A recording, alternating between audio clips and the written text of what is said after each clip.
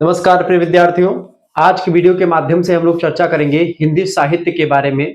अगर आप बीए के 6 सेमेस्टर में हैं और आप यह सोच रहे हैं कि हमको क्या पढ़ना है, कैसे क्वेश्चंस आएंगे, किस टाइप के क्वेश्चंस के उत्तर को हमको लिखना पड़ेगा, सब कुछ आज की वीडियो के माध्यम से बताने वाला हूं। हाय दोस्तों, मैं शिवम शुक्ला आप सभी दोस्तों का हार्दिक स्वागत करता हूं आपके अपने YouTube channel Shukla study point में। आज का लेक्चर इतना महत्वपूर्ण है कि इसका डिस्क्रिप्शन मैं खुद नहीं दे सकता हूं, क्योंकि विवरण देने में ही कम से कम 3-4 मिनट आपके लग जाएंगे और आपके पास समय बिल्कुल भी नहीं होता, इसलिए मैं इसका डिस्क्रिप्शन नहीं दूंगा। लेकिन फिर भी थोड़ा सा मैं आपको एक संक्षेप में बताने का प्रयास करता हूं कि आज की वीडियो के माध्यम से हिंदी साहित्य के पेपर 2 के बारे में चर्चा करेंगे। यानी कि जब आप बीए की 6 सेमेस्टर में होते हैं तो आपको 2 पेपर पढ़ने होते हैं, पेपर 1 पेपर 2। जैसे आपने बीए के 5th सेमेस्टर में देखा था, सेम ऐसे ही अब आपको पेपर 2 के अंतर्गत लोक साहित्य और लोक संस्कृति के बारे में पढ़ना है। और पेपर 1 के अंतर्गत क्या पढ़ना था आपको? पेपर 1 के अंतर्गत दोस्तों आपको पढ़ना था, क्या पढ़ना था? भाषा विज्ञान, हिंदी भाषा और देवनागरी लिपि के बारे में। तो ओवरऑल आज आज की वीडियो के माध्यम से जो चर्चा करेंगे, हिंदी साहित्य पेपर 2 में लोक साहित्य एवं लोक संस्कृति के बारे में चर्चा करेंगे। ठीक है, बहुत ही बारीकी के साथ लोक साहित्य और लोक संस्कृति से बनने वाले अब तक के विभिन्न विश्वविद्यालय पूछे गए पेपर से निकाल करके मैंने 10 अति लघु उत्तरीय क्वेश्चंस को आपके समक्ष रखा है, 8 लघु उत्तरीय क्वेश्चंस को और 4 दीर्घ उत्तरीय क्वेश्चंस। ये आपके कुल मिलाकर के 22 क्वेश्चंस आपके हो जाएंगे। 10, 8, 18 और 4 22। या 22 क्वेश्चंस आपकी परीक्षा के लिए बहुत ही महत्वपूर्ण है। अगर आप 2026 या 27 या 28 में परीक्षा देने जा रहे हैं तो उसके लिए मैराथन क्लास, ये मॉडल पेपर बहुत ही ज्यादा जरूरी है। पेपर पैटर्न के हिसाब से मैंने सेट किया हुआ है, कोई दिक्कत की बात नहीं, बहुत ही बारीकी के साथ सब कुछ यहीं से पूछा जाना है। आप इस वीडियो को 2 से 3 बार जरूर देख लीजिएगा। लोक साहित्य और लोक संस्कृति के बारे में चर्चा करेंगे। 3 खंडों में पेपर बटा होता है, सेक्शन ए, बी एंड सी, यानी खंड आ, भाषा। खंड आ से अति लघु उत्तरीय प्रश्न पूछे जाते हैं। तो सबसे पहले हम अति लघु उत्तरीय प्रश्नों के बारे में चर्चा करेंगे। दोस्तों आप सभी को पता होगा, अति लघु उत्तरीय प्रश्नों को 50 शब्दों में लिखना होता है, लघु उत्तरीय प्रश्नों को 150 शब्द या 200 शब्दों में लिखना होता है, और दीर्घ उत्तरीय प्रश्नों को आपको 450 शब्द या 500 शब्दों में आपको लिखना होता है। ये आपका फंडा चलता है बेसिकली अधिकतर विश्वविद्यालय में। अति लघु उत्तरीय क्वेश्चंस को 10 की संख्या में तो 10 के 10 पढ़ने करने होते हैं। लघु उत्तरीय में 8 आपको दिए जाते हैं, इनमें से आपको 4 प्रश्न करने होते हैं या 5 क्वेश्चंस कहीं कहीं पर, और दीर्घ उत्तरीय में 4 मिल देता है आपको, 2 प्रश्न या कहीं कहीं पर 1 ही प्रश्न करना होता है। ये थोड़ा सा फंडा होता है। समय आपका 2 घंटे का होता है और आपका अधिकतम अंक जो होता है वो 75 नंबर का होता है। यह बात आप ध्यान रखेंगे। तो बहुत ही बारीकी के साथ चीजों को हम समझने का प्रयास करेंगे और बहुत ही बेटर अंदाज में हम समझने का प्रयास करेंगे। तो बहुत ही बारीकी के साथ चीजों को हम समझेंगे। आइए पहले प्रश्न पर नजर डालते हैं। पहला क्वेश्चन से दोस्तों, लोक साहित्य की परिभाषा स्पष्ट कीजिए। बढ़िया प्रश्न है और रिपीटेड क्वेश्चन से लगातार परीक्षा में पूछा गया है। लोक साहित्य लिखेंगे बेटा, लोक साहित्य वह साहित्य है जो किसी समाज के सामान्य जनमानस, सामान्य जनमानस मतलब लोक, लोक माने पब्लिक जिसको आप कहते हैं, जनता, तो लोक के द्वारा रचा जाता है। यानी कि यह किसी एक व्यक्ति की रचना नहीं होता है और ना ही इसका लेखक का पता होता है। इसका लेखक कैसा होता है बेटा? इसका लेखक जो होता है अज्ञात होता है, यानी कि लेखक का भी ज्यादा विवरण दिया नहीं जाता है। ऐसे ऐसे आपके पिताजी ने कुछ कहा, फिर हमने सुना, हमने और आगे बढ़ा, इस तरीके से जैसे मुहावरे लोकोक्तियों के लेखक का पता चलता है, नहीं पता चलता है। ऐसे ही लोक साहित्य के भी बारे में जल्दी जानकारी नहीं मिलती कि लिखा आखिरकार किसने है, क्योंकि ये श्रुति परंपरा में चलते रहते, लिखे गए नहीं होते हैं। ठीक है, तो यह किसी एक व्यक्ति की रचना ना होकर के पूरे समाज की सामूहिक अभिव्यक्ति होती है। पूरा समाज उस बात को मानता है और सामूहिक अभिव्यक्ति के रूप में उसको माना जाता है। यानी कि पूरा समाज उसको जो है क्या करता है, उसको मोटी मतलब कि उसको क्या करता है, पूरा समाज उसको मानता है कि हाँ ये बातें बिल्कुल सही है। यह लिखित ना होकर के मौखिक परंपरा के माध्यम से एक पीढ़ी से दूसरी पीढ़ी तक पहुंचता है। यानी इसको लिखा पढ़ा एक दस्तावेज कोई नहीं होता है। जैसे मान लेते हैं कोई रचना है तो कुछ रचना को लिखा गया है और वो रचना किसी पुस्तक में लिख दी, जैसे रामधारी सिंह दिनकर की रचना हो गई या महादेवी वर्मा जी की कोई रचना हो गई, तो उसकी एक पुस्तक होती, लिखी हुई पुस्तक। जैसे मान लेते हैं महादेवी जी की, मतलब मैथिली शरण गुप्त जी की रचना है यशोधरा। अब यशोधरा की एक पुस्तक है, इसमें लिखा हो, तो ये साहित्य है, ये आपका लिटरेचर है। ठीक है, इसमें लिखी है पूरी कविताएं लिखी है, पूरा जो है यशोधरा लिखा है कि ये सिद्धार्थ के बारे में पूरा घूम रहा है कैसा चक्र, वह नवनीत कहाँ जाता है, रह जाता है तक्र, ये सब पूरा लिखा पढ़ा आपको मिल जाता है। ठीक है, लेकिन इसका लेखक भी पता है, तो ये शिष्ट साहित्य हो जाता है आपका। लेकिन जब हम लोक साहित्य की बात करते हैं दोस्तों, तो लोक साहित्य की कोई पुस्तक नहीं होती है, ये श्रुति परंपरा में, श्रुति माने यानी कि इसे हमारी, हमने कुछ कहा, हमारे बच्चे ने सीखा, फिर हमारा बच्चा कुछ कहेगा, उसका बच्चा सीखेगा, इस तरीके से श्रुति परंपरा में चलता रहता है। समझ में आ रही चीजें? यानी कि लोक साहित्य जो है ये मौखिक परंपरा में आगे बढ़ता है, ना कि लिखित परंपरा में। इसका लेखक अज्ञात होता है, यानी लेखक के बारे में भी अता पता नहीं होता है, और केवल एक व्यक्ति की रचना ना होकर के पूरे समाज की सामूहिक अभिव्यक्ति के रूप में होता है, यह बात भी ध्यान रखेंगे।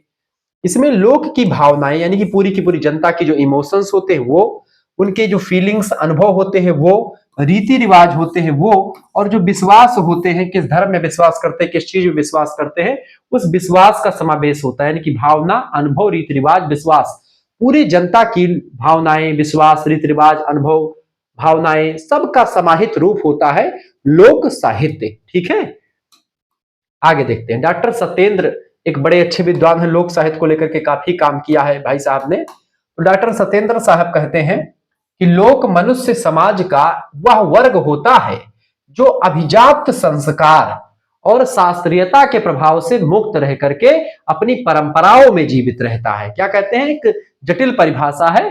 लोक मनुष्य, लोक क्या होता है, मनुष्य, लोक मनुष्य समाज का वह वर्ग होता है जो अभिजात संस्कार और शास्त्रीयता के प्रभाव से मुक्त रहता है। यानी कि अभिजात माने जो ऊंची चीजें हैं, जो एकदम से सिस्टमेटिकल चीजें, उससे अलग रहता है, उससे मुक्त रह करके अपनी परंपराओं में जीवित रहता है। उसकी एक अपनी परंपरा होती लोगों की, जनता की, तो वो होता है लोक, और उसी साहित्य को लोक साहित्य कहते हैं। उदाहरण के रूप में जैसे लोकगीत एक लोक साहित्य का उदाहरण है, जैसे कि लोक कथाएं, लोक गाथाएं, ये सब क्या है, लोक साहित्य के अंतर्गत ही आती हैं। लोकोक्तियां, लोक उक्ति मतलब कि जो एक उक्ति कही जाती है, जैसे कि कहते हैं कि भाई जो बादल गरजते हैं वो बरसते नहीं। ठीक है, या जैसे एक लोकोक्ति कही जाती है दोस्तों कि मंगर बुध उत्तर दिस काला और दक्षिण जाए तो होए निहाला, ऐसे बोला जाता है। ठीक है, या फिर मंगर बुध उत्तर दिस कालू, पश्चिम या उत्तर जाए तो होए निहालू, सॉरी दक्षिण जाए तो होए निहालू। ठीक है, सुख शनिचर पूर्व न चालू। ठीक है, और जो है क्या नाम है, और ऐसे तमाम प्रकार की पूरी बातें उसमें लिखी गई हैं।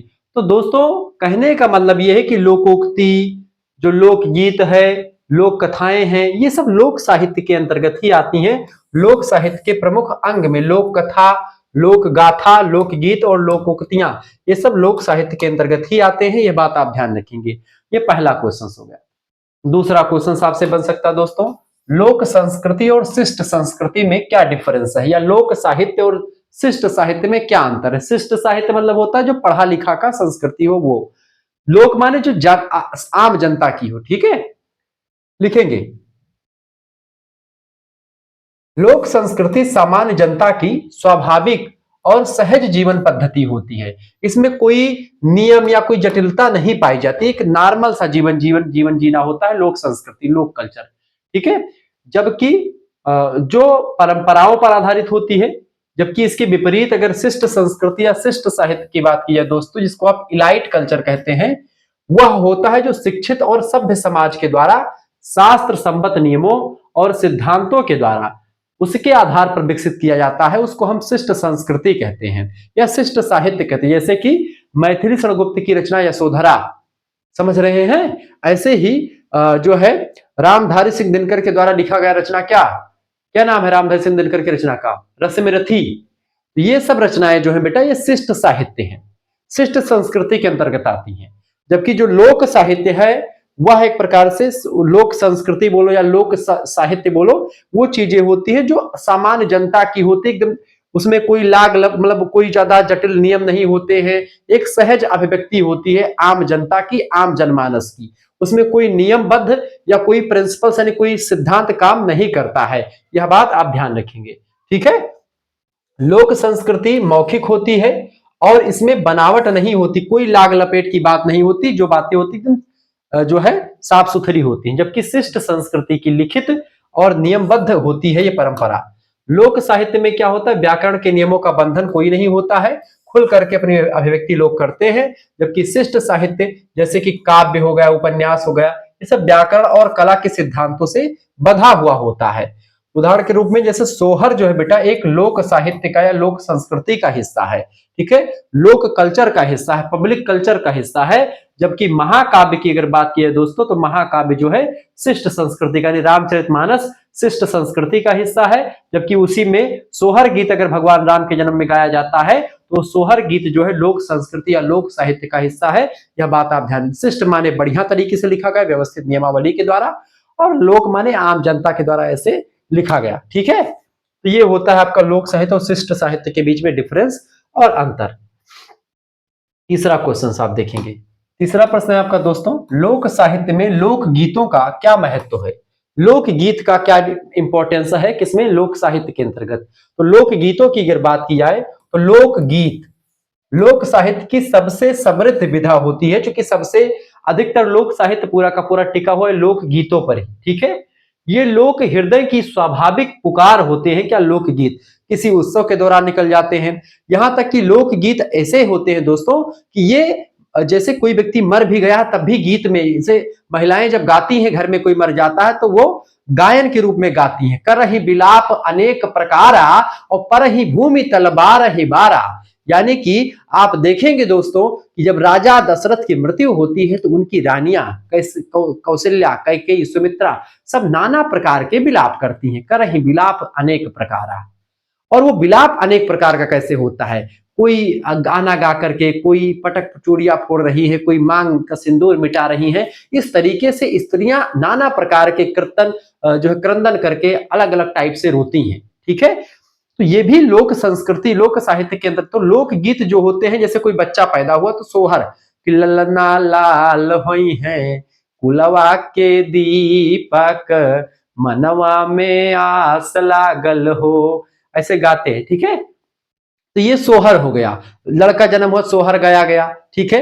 यहां तक कि कथा होती है, सत्यनारायण जी की कथा होती है, लोक कथा है, ठीक है, आध्यात्मिक कथा है। सत्यनारायण जी की कथा में भी आप देखते हैं महिलाएं बैठती हैं तो कहे पंडित हाली हाली हवनिया करवाओ, ऐसे तमाम प्रकार के गायन गाती हैं।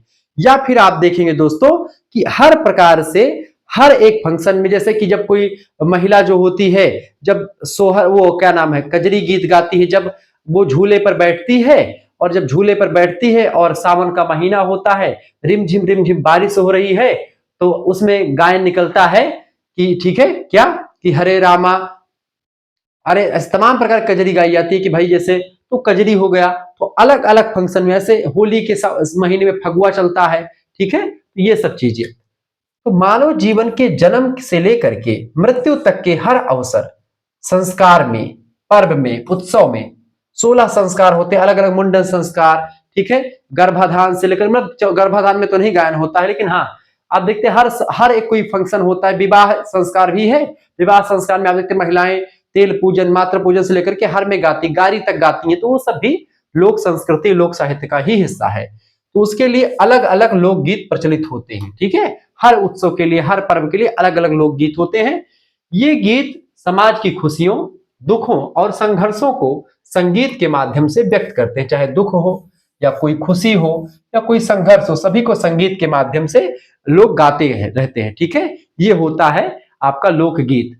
लोकगीतों में माटी की सुगंध होती है और अपनी संस्कृति के प्रति प्रेम झलकता है। लोक संस्कृति में अगर बढ़िया सा गाना, जैसे पहले की औरतें होती थी जब उनके पति परदेश में चले जाते थे, जैसे कि आप देखेंगे कि बिहार की अधिकतर महिलाओं या बिहार के जो गायन होते थे पहले, उसमें कैसे गाते थे कि रेलिया बैरन पिया को लिहा जाई रे और बरसई पानी टिकस गली जाए हो, ऐसे गायन होता था। अब ये गाना भी लोकगीत का हिस्सा है। क्यों है लोकगीत का हिस्सा दोस्तों? मालिनी अवस्थी जी लोक गायिका है, उन्होंने इस गीत को गाया है बड़े जबरदस्त तरीके से। तो जब एक महिला दुख स्थिति में है, क्योंकि उसका पति कलकत्ता में कमाने के लिए गया है, तो ऐसी आप देखते जितने भी बिहार के गाने आपको मिलेंगे भोजपुरी के कि सड़िया लई दे बलम कलकतिया, यानी कलकतिया मतलब होता है कलकत्ता की साड़ी ले आओ बलम, चूंकि उसका बलमा कहां पर है? कलकत्ता में बसा हुआ है। समझ रहे हैं चीजों को? इसीलिए वो बार बार जो है कलकत्ता शब्द का प्रयोग करती है। तो ऐसे ही जब बिहार का पुरुष जो है या उत्तर प्रदेश का पुरुष अधिकतर प्रदेश में दिल्ली, बंबई, कलकत्ता कमाने के लिए जाता है, ठीक है। और कलकत्ता में जब कमाने के लिए जाता है तो बहुत दिन बाद आता है, तो महिलाएं जो है यहाँ पर कैसे किस तरीके से अपने मन को शांत करने के लिए गाना गाती हैं। देखिए भैया कैसे, उनको पता है कि भाई होगा नहीं कुछ गाना गाने से, लेकिन उनके मन को शांति मिल जाएगी। सांत्वना देने के लिए गीत वगैरह चलते रहते हैं। तो उसमें क्या कहती है कि पानी बरसे टिकस गल जाए। अब टिकस गल जाए, लोग पन्नी लेके चलते हैं, पॉलिथीन में टिकस रख के चलते हैं, समझा तो। कहा थी कि पानी बरसे टिकस गल जाए हो, आग लागे टिकस जरी जाए हो, इस तरीके से गाना है उसमें। ठीक है, सुनिएगा, कभी गाना सुन लीजिएगा कि रेलिया बैरन की रेल बैरन है, मुझसे मेरे प्रिय को छुड़ा ले जा रही है। रेलिया बैरन पिया को लिहा जाई रे, और पानी बरसई टिकस गली जाई हो। ऐसे उसमें आगे कहते कि जो नेटरनिया से सैया मोरे जई हैं। तो उसमें जिस तरीके से आप देखेंगे कि ये एक माटी की सुगंध, एक एक जो एक लोक संस्कृति की सुगंध उस गीत में मिलती है, वही उस गीत को लोक गीत बनाता है। ऐसे ही आप देखते हैं आज भी, अगर आप देखते हैं कि जो बिहार के जितने भी आप गायन देखेंगे, पुराने गाने देखेंगे कि जैसे आप देखते हैं कि जो है क्या नाम है, एक गाना आता है मेरे ध्यान में आता है, जैसे एक गाना भी चला है, बड़ा फेमस गाना है कि जो है काहे नथिया गढ़ौला उधार सैया जी। ये सब भी लोकगीत में ही आता है। इसमें आप देखते हैं माटी की सुगंध है कि एक बिहार का पति जिसके पास पैसा नहीं है, लेकिन उसकी पत्नी कहती है कि मुझे नाक में नथिया पहनना है, उसको गढ़ा ले आता है 10,000-5,000 रुपए देकर के। सोना चांदी इतना महंगा है, लेकिन वो फिर भी जाकर के बनवाता है और कुछ पैसे उधार कर देता है। और जब वह जो है पत्नी उसकी मार्केट जाती है, तो सुनार जो है वो उसका रास्ता रोकता है और कहता है कि उधार चुका दे। ठीक है, तो वो घर पे जब आती पत्नी, अपने पति से कहती, जब पति काम से लौट करके आता है, कि जाके अजुए चुका दे उधार सैया जी, आज ही जाकर के उधार चुका दीजिए। तो ये सब आप देखते हैं माटी की सुगंध आती है, लगता है कि हाँ वास्तव में ये गाना मेरे लिए ही बना है, ये खुद का गाना लगता है। अब वो गाना नहीं, गाड़ी को घुमाओ जी, ऐसा तो बनाओ जी, ये सब कौन सा गाना, ये सब लोकगीत नहीं, ये सब बिना मतलब के धूम धड़ाका करके बना करके चले जाते हैं। ये सब माटी की सुगंध नहीं देता है, ये सब बस केवल वैसे ऐसे खाली ऐसे ऐसे करा कर उसमें जाकर के और बस खत्म। इसमें कोई अपनत्व का फीलिंग नहीं आता है। आप देखेंगे हिंदी के गाने जो पुराने होते थे, उसमें अपनत्व की फीलिंग, लगता था कि मेरे लिए ही गाना बनाया गया है। ऐसे गाने जो आपको लगे कि मेरे लिए ही बना है, वो लोकगीत की श्रेणी में आप रख सकते हैं, जिसमें माटी की सुगंध आती। तो ये सब चीजें हैं। ठीक है, जैसे एक गाना है कि अम्मा महुआ के झूमे डरिया, ठीक है, तनी ताका न सजन हमारी ओरिया। तो ये सब गाने में आप देखेंगे कि एक माटी की सुगंध है, एक लोकगीत है। इसीलिए बिहारी साहित्य, अवधी साहित्य को आप लोक में रख सकते हैं, क्योंकि ये इसमें कोई नियमबद्ध तरीके से नहीं लिखा जाता है। हालांकि अब तो सब कुछ एकदम से बर्बाद हो चुका है, भोजपुरी भी सिस्टम। वैसे ये राष्ट्रीय एकता और सांस्कृतिक पहचान को बनाए रखने में महत्वपूर्ण भूमिका निभाती है। उदाहरण के लिए जैसे कजरी हो गया, चैती है, विवाह गीत है, सावन के मौसम में तमाम सारे गीत गाए जाते हैं। ठीक है, चैती कब गाया जाता है, चैत का महीना अभी आने वाला है, जब गेहूं वहूं कटनी होती है तो गाया जाता है। रोपनी एक गीत होता है, वो गाया जाता है। रोपनी मतलब कि जब धान बुआई करने महिलाएं जाती हैं, तो धान के समय जब धान बोती हैं तो कष्ट होता है, तो उस कष्ट को, चूंकि ऐसे झुक झुक करके तो ये पीठ दर्द करने लगती है, ऐसे में उस दर्द को कम करने के लिए भी महिलाएं गाना गाती रहती हैं, उसमें रोपनी गीत गाती हैं। तो ये एक काम करने का तरीका है। ऐसे ही जब महिलाएं सुबह सुबह उठ करके पहले जांता चलाती थी, जांता होता था दोस्तों, जैसे एक पत्थर का 2 शिला होती थी, एक नीचे वाली शिला को पृथ्वी में जमा दिया जाता था और एक ऊपर की शिला होती थी गोल गोल, ठीक है, उसमें छेद होता था, उसमें एक लकड़ी का बढ़िया हंडिल लगी होती थी। उसी हंडिल से महिलाएं बैठ करके उसमें छेद होता था, उसमें गेहूं डालती थी और गेहूं को पीसती थी। जैसे कि आज कल सुबह रोटी बननी है, तो आज रात में ही जो है वो सुबह 4 बजे उठ करके, सुबह 3 बजे उठ करके वो गेहूं पीसती थी। ठीक है, और इसीलिए आप देखते हैं उनको जो जब प्रसव के दौरान उनको उतना ज्यादा कष्ट तो होता था, लेकिन प्रसव अच्छे से हो जाता था, डॉक्टर के यहाँ नहीं जाना पड़ता था। लेकिन आजकल क्या, ऑपरेशन सिस्टम से ही सब प्रसव हो रहा है। क्यों? चूंकि महिलाएं उतना ज्यादा स्ट्रांग नहीं होती है, उतना ज्यादा काम नहीं करती, उतना ज्यादा अपने शरीर को फिट नहीं रख पाती हैं। पहले की औरतें क्या होती थी, जाता चलाती थी, तो उस समय भी चूंकि मेहनत लगती थी, उसी में 10-12 महिलाएं इकट्ठा होती थी, संयुक्त परिवार होते थे गांव में, सब बैठती थी, तो 4 लोग इधर 4 लोग उधर अपना शिफ्ट बांट लेती थी।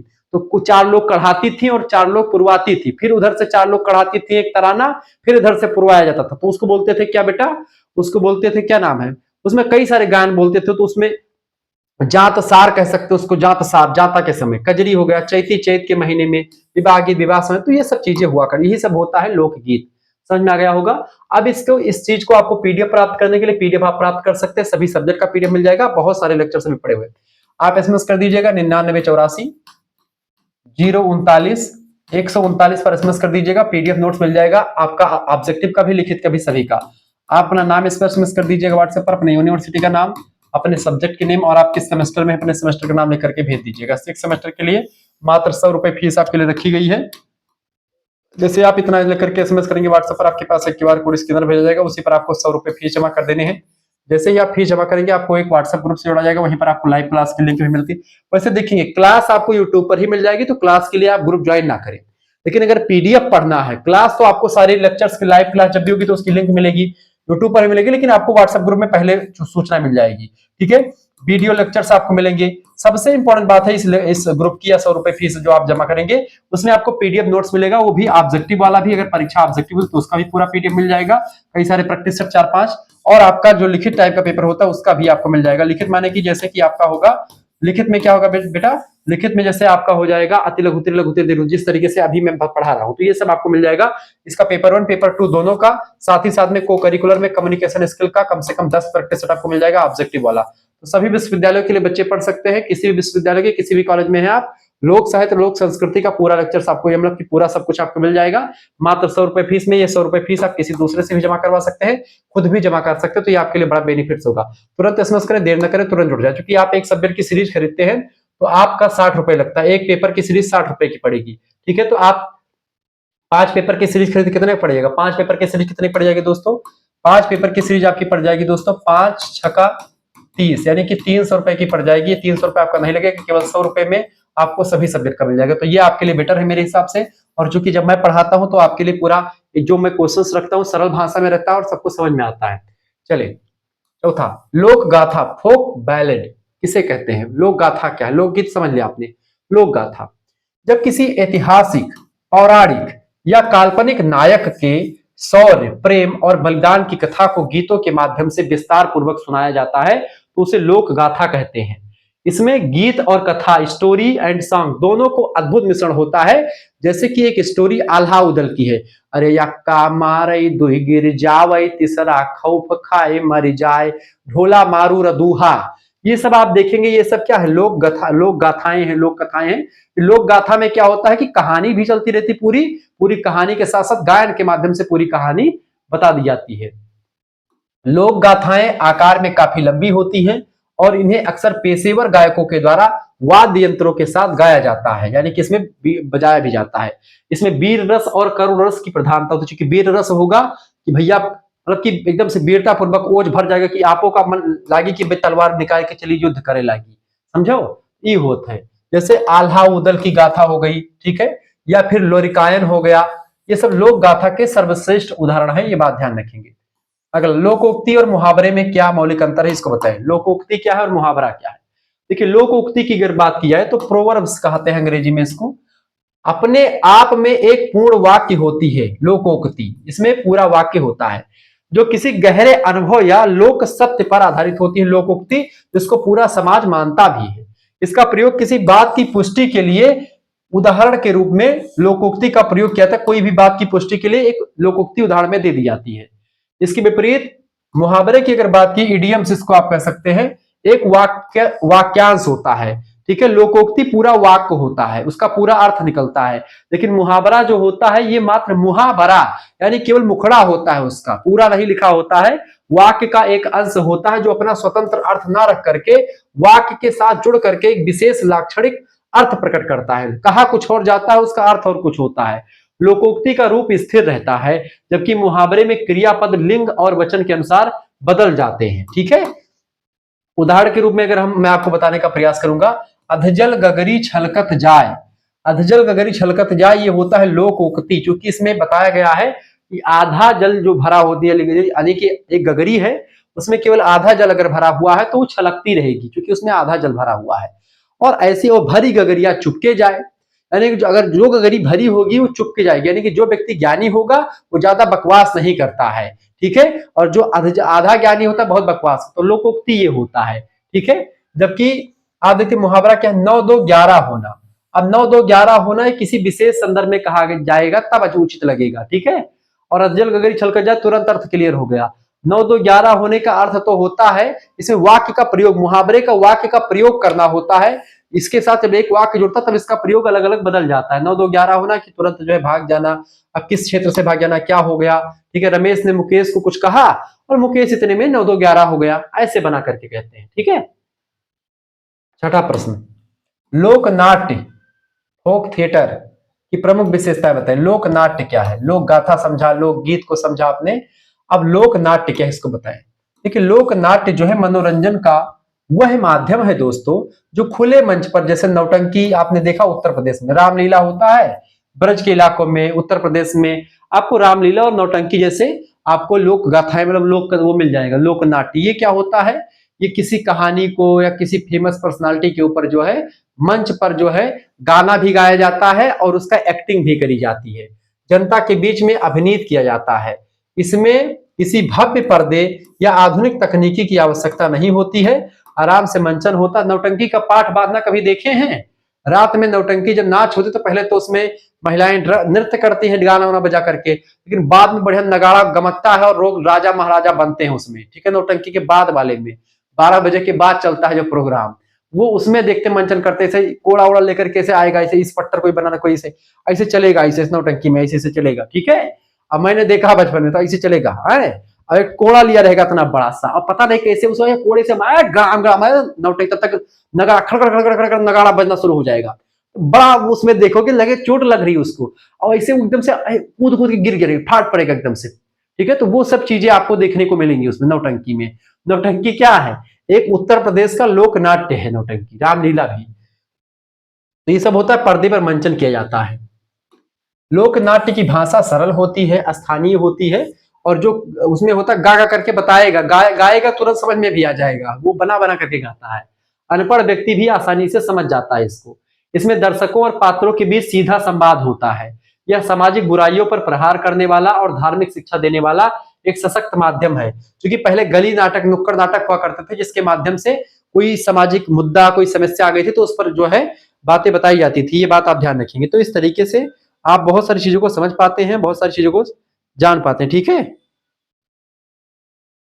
तो इस तरीके से चीजें आपको समझनी पड़ती है। उदाहरण के रूप में जैसे उत्तर प्रदेश की नौटंकी, बिहार का विदेशिया, ब्रज का रासलीला, ये सब जो होते हैं उत्तर प्रदेश नौटंकी लोक नाट्य है, बिहार में विदेशिया लोक नाट्य होता है, ब्रज में रासलीला होती है। ये सब चीजें लोक नाट्य हैं जिसके माध्यम से किसी चीज को बताया जाता है। सातवां प्रश्न है, राष्ट्रीय एकता में लोक संस्कृति का क्या योगदान है? राष्ट्रीय एकता में लोक संस्कृति का योगदान, उत्तर लिखेंगे, लोक संस्कृति भारत की विविधता में एकता का आधार है। अलग अलग क्षेत्रों की बोलियां, रीति रिवाज अलग अलग हो सकते हैं, लेकिन उनके पीछे की जो मूल संवेदना है और मानवीय मूल्य जो होते हैं एक ही जैसे होते हैं। भले ही वो अलग अलग बातों को अलग अलग ढंग से प्रस्तुत करते हैं, लेकिन फिर भी उनका कहना एक ही होता है, उनका जो मूल होता है वो आपस में जुड़ा ही रहता है। लोक साहित्य देश के विभिन्न हिस्सों के लोगों को एक भावात्मक सूत्र में बांधता है। लोकगीत और लोक कथाएं हमें अपनी जड़ों से जोड़ करके राष्ट्रीयता की भावना को मजबूत करती हैं, या क्षेत्रीय संकीर्णता को मिटा करके वसुधैव कुटुंबकम की भावना का संचार करती हैं, ठीक है। उदाहरण के रूप में भारत के अलग अलग प्रांतों में मनाए जाने वाले फसल उत्सव, जैसे बैसाखी का फसल उत्सव, पोंगल हो गया, बिहू हो गया, ये सब सांस्कृतिक एकता को दर्शाते हैं, ठीक है। 8वां क्वेश्चन, प्रश्न, लोक साहित्य के संकलन और संरक्षण की आवश्यकता क्यों है? लोक साहित्य को आज हमको क्यों इकट्ठा बचा करके रखना चाहिए, क्यों संरक्षण की आवश्यकता है? क्योंकि आधुनिकता, शहरीकरण और पाश्चात्य संस्कृति के बढ़ते प्रभाव की वजह से हमारा समृद्ध लोक साहित्य जो है वो विलुप्त होने की कगार पर है। वो विलुप्त, लोग इसको पसंद नहीं करते, जबकि इसको अगर पढ़ेंगे समझेंगे बड़ा अच्छा लगेगा आपको, ठीक है। मौखिक परंपरा पर आधारित होने की वजह से यदि इसे समय पर लिपिबद्ध यानी लिखा नहीं गया तो यह बहुमूल्य सांस्कृतिक विरासत हमेशा के लिए खो जाएगी। इसको लेखन की बड़ी जरूरत है, इसको बचा करके रखना हमारा उत्तरदायित्व है। लोक साहित्य हमारी पहचान है, इसमें हमारे पूर्वजों का ज्ञान, अनुभव ये सब संचित है। नई पीढ़ी को अपनी संस्कृति से परिचित कराने के लिए इसका संरक्षण और संवर्धन करना अत्यंत अनिवार्य कार्य बन चुका है, जो हमको आगे आप करके हम सभी को आगे आकर के इसको बचाना होगा।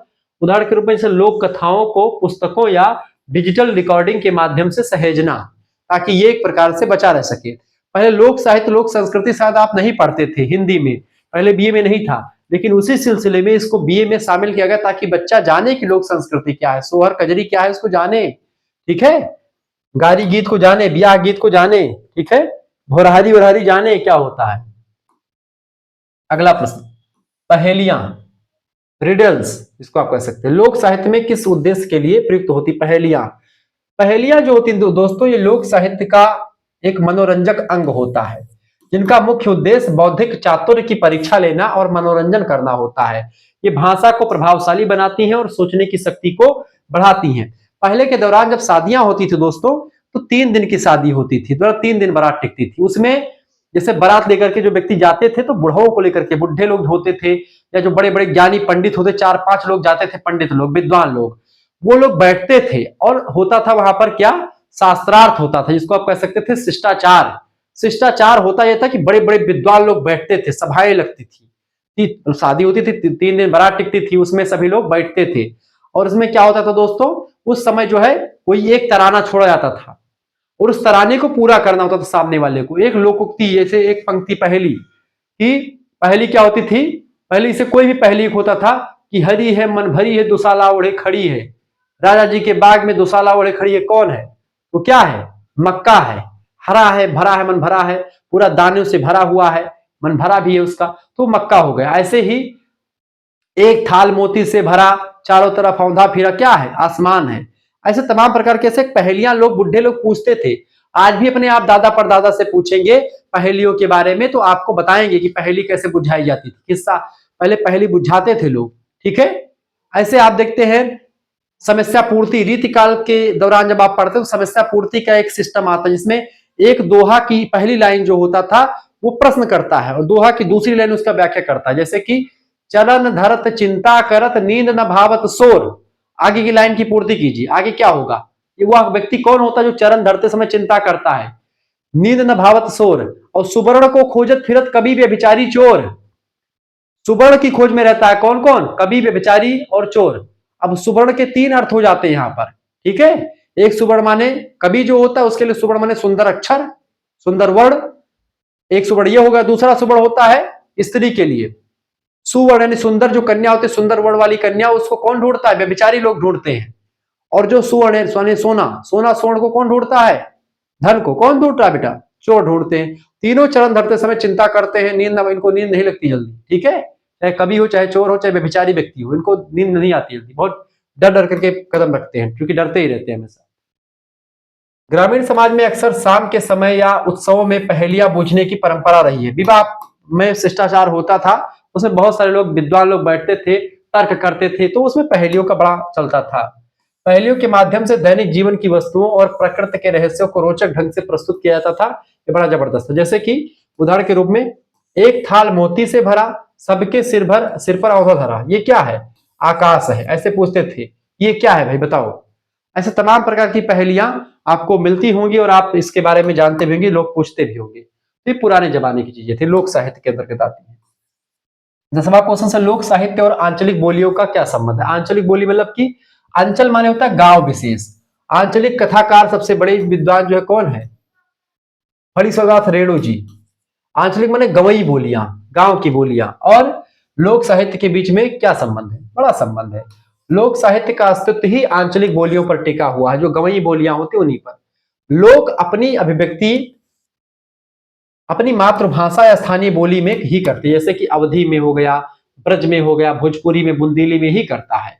बोलियां लोक साहित्य को स्वाभाविकता, मिठास और जीवंतता प्रदान करती हैं, ठीक है।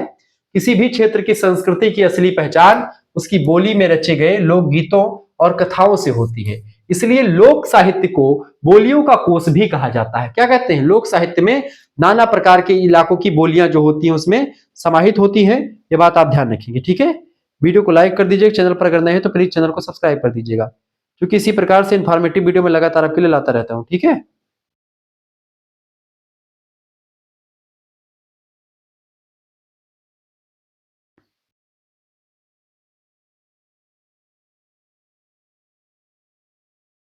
आगे बढ़ते हुए चीजों को जानने का प्रयास करते, वीडियो को शेयर कर दीजिएगा, लाइक भी कर दीजिएगा, ठीक है। चलिए।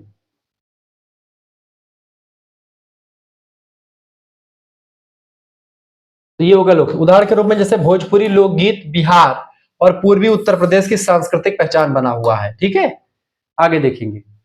अब आ गया आपका लघु उत्तरीय प्रश्न। ठीक है, हमारा एक दूसरा चैनल है दोस्तों, को करिकुलर मास्टर। यहां पर आपको ऑब्जेक्टिव टाइप के क्वेश्चन पेपर मिल जाएंगे, हिंदी साहित्य के पेपर 1 के भी और पेपर 2 के भी। आप इस चैनल को सब्सक्राइब कर लीजिएगा, क्योंकि यहाँ पर को करिकुलर के कम्युनिकेशन स्किल और पर्सनालिटी डेवलपमेंट के ऑब्जेक्टिव के बहुत सारे लेक्चर आपको मिल जाएंगे। आप उसको जरूर देख लीजिएगा, आपकी परीक्षा के लिए बहुत ही बेस्ट है, बहुत ही जबरदस्त है। तो आप इन चीजों को पढ़िएगा विस्तार से जानने के लिए। आप शुक्ला एचडी पॉइंट को भी सब्सक्राइब कर लीजिएगा, और ये आपके लिए बहुत ही बेस्ट है, ये बात आप ध्यान रखेंगे। ठीक है, आप सभी के लिए मैं ये लेक्चर लेकर के आया हूं। ऐसे ही अगर आप कहेंगे तो मैं पेपर 1 का भी बहुत जल्द आपके समक्ष प्रस्तुत कर दूंगा। ऑब्जेक्टिव का भी शुक्ला को करिकुलर का ऑब्जेक्टिव का पढ़ा हुआ है, और इस पर भी ऑब्जेक्टिव का लिखित का सबका आंसर रहेगा। चलिए, और किस सब्जेक्ट का चाहिए कमेंट करके बताएं। लोक साहित्य और शिष्ट साहित्य के पारस्परिक संबंधों पर प्रकाश डालिए। देखिए, लोक साहित्य और शिष्ट साहित्य एक ही नदी की दो धाराओं के समान है, जो अलग होते हुए भी एक दूसरे के गहरे रूप से जुड़े हुए हैं। ठीक है, शिष्ट माने अच्छा वाला, मतलब कि जिसको लिखा पढ़ा गया हो, और लोक माने जो ऐसे होता है। पहली बात, एक दूसरे के पूरक है दोनों। लोक साहित्य एक आधार भूमि है जिस पर शिष्ट साहित्य की भव्य इमारत खड़ी होती है। शिष्ट साहित्य के कवि और लेखक अपनी कथा वस्तु, पात्र और उपमान अक्सर लोक साहित्य से ही ग्रहण करते हैं। उदाहरण के लिए गोस्वामी बाबा तुलसीदास ने रामचरितमानस की रचना करते समय लोक में प्रचलित राम कथा का सहारा लिया, और उसमें जो लोक में प्रचलित राम कथाएं थी उनको भी समाहित करने का काम किया। दूसरी बात, लोक तत्व का प्रभाव। शिष्ट साहित्य में जब लोक तत्वों, खास करके मुहावरों का प्रयोग, लोकोक्तियों का प्रयोग, लोक धुनों का प्रयोग, ये सब चीजों का प्रयोग जो है एक शिष्ट साहित्य में लोक की चीजों का प्रयोग किया जाता है। ठीक है, तो वह अधिक सजीव लगता है और लोकप्रिय हो जाता है। मलिक मोहम्मद जायसी का पद्मावत ग्रंथ जो है इसका उत्कृष्ट उदाहरण है, जहां लोक कथा को उच्च कोटि के साहित्य में बदला गया है। यानी कि आप देखते हैं ठेठ अवधि में लिखा गया है। आप अगर पद्मावत ग्रंथ को पढ़ेंगे तो वो ठेठ अवधि में है, एकदम से गवई अवधि में है। तो वहां पर लोक साहित्य की एक प्रकार से जो वो है वो भी आपको दिखाई पड़ती है। ठीक है, ये बात आप ध्यान रखेंगे। आगे बढ़ते हैं और चीजों को समझने का प्रयास करेंगे। वीडियो को लाइक भी कर दीजिएगा, चैनल पर अगर नए हैं तो प्लीज चैनल को सब्सक्राइब कर दीजिएगा। ठीक है, चले, शिष्ट साहित्य का लोक में प्रवेश।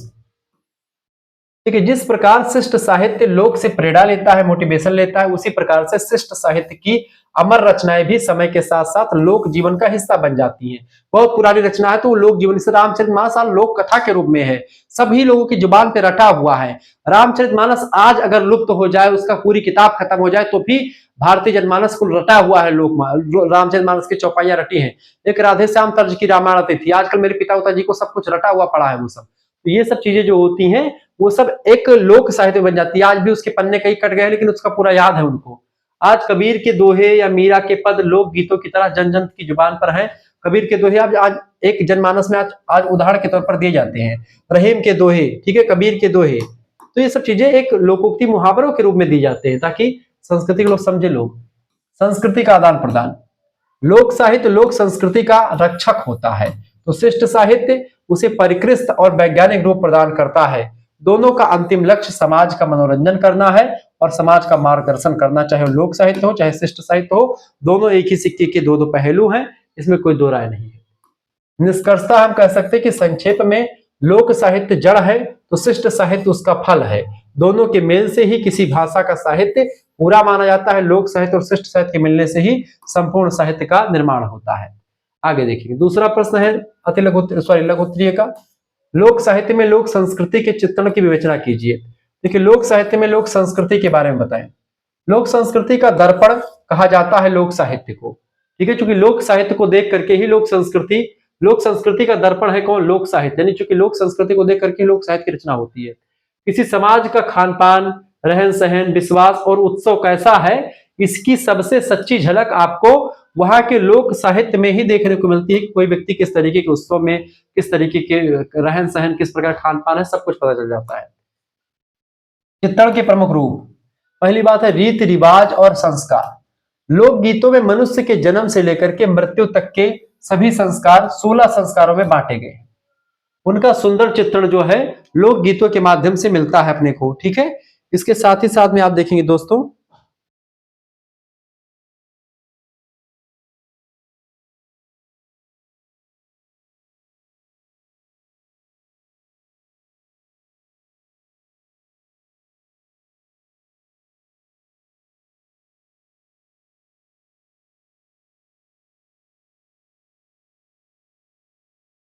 चले, जैसे सोहर में बच्चे के जन्म की खुशी और विवाह गीतों में शादी की रस्मों का सजीव वर्णन आपको गीतों के माध्यम से ही मिल जाता है। ठीक है। दूसरी बात है धार्मिक विश्वास और मान्यताएं, ये सब लोक साहित्य में लोक संस्कृति की झलक आपको दिखाई पड़ेगी। लोक कथाओं में देवी देवताओं, भूत प्रेत और लोक मान्यताओं का चित्रण आपको दिखाई पड़ता है। यह दर्शाता है कि लोक मानस प्रकृति और ईश्वरीय शक्ति को किस रूप में देखता है, तो उसकी संस्कृति का, लोक साहित्य को पढ़ने से लोक संस्कृति के बारे में पता चल जाता है और लोक संस्कृति पर ही टिका होता है लोक साहित्य। ठीक है, दोनों एक ही सिक्के के दो पहलू ये कह सकते हैं। तीसरी बात है सामाजिक परिवेश।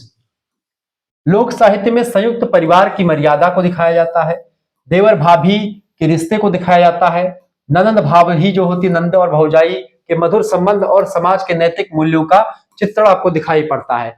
ये पर ननंद और भाभी के थोड़े जो आप लोक साहित्य में तमाम रचनाएं ऐसी भी लिखी गई, नंद और भौजाई के बीच में जो टुनपुन लगा रहता है थोड़ा बहुत, हमेशा सभी घरों में आप देखते हैं जो भाभियां होती हैं दूसरे के घर से आती हैं और जो नंद होती हैं अपने घर ही पर ही रहती हैं। हालांकि एक दिन उनको भी जाना है, लेकिन जब वो आती तो भाभी को थोड़ा सा कहती दूसरे घर की बिटिया टाइप की ट्रीट करती है। अच्छा, जो भौजाई आती है वो भी अपने नंद को पहले से ये दिमाग में रख करके आती कि नंद और हमारी सास जो होंगी एकदम दुश्मन के रूप में देख करके ही आजकल की पतोहें आती हैं। आजकल की जो बहुएं आती हैं वो पहले वो सोचती कि सास ससुर हमारे जो है दुश्मन है। ठीक है, खाली हमारा हस्बैंड हमारा है, बाकी क्यों ना, ये दिमाग में उनके चला करता है। आज जो आधुनिक लड़कियों की जो मानसिकता बन चुकी है बहुत ही भद्दी मानसिकता बन चुकी है। इस मानसिकता को अगर आपको टालना है तो पहले से पूर्वाग्रह से आप ग्रसित हैं तो आप घर में जाएंगी तो आपकी जो सास होगी या आपकी जो क्या नाम है ननद होगी आपको अच्छे के लिए कोई बात कहेंगी तो आपके अंदर चूंकि वो पूर्व आग्रह बना हुआ है, पहले से धारणा बनी की है हमेशा ऐसी होती है, गलत ही सोचेंगी, तो वो चीजें आपको वहां पर हमेशा वो गलत ही लगेंगी। इसलिए चूंकि आप पहले से धारणा बना करके ही आ रही हैं। आपकी मम्मी आपके पापा घर में आपकी बहनें अगर आपको कहती है कुछ करने के लिए तो आप उसको वैसे नहीं देखती, उस वे में नहीं, लेकिन अगर आपकी सास बोल देती है आपको तो आप उसको एकदम से गलत वे में ले लेते हैं। ऐसे ही आजकल की जो सासें होती हैं अपने बहुओं पर धाक जमाने का प्रयास करती हैं।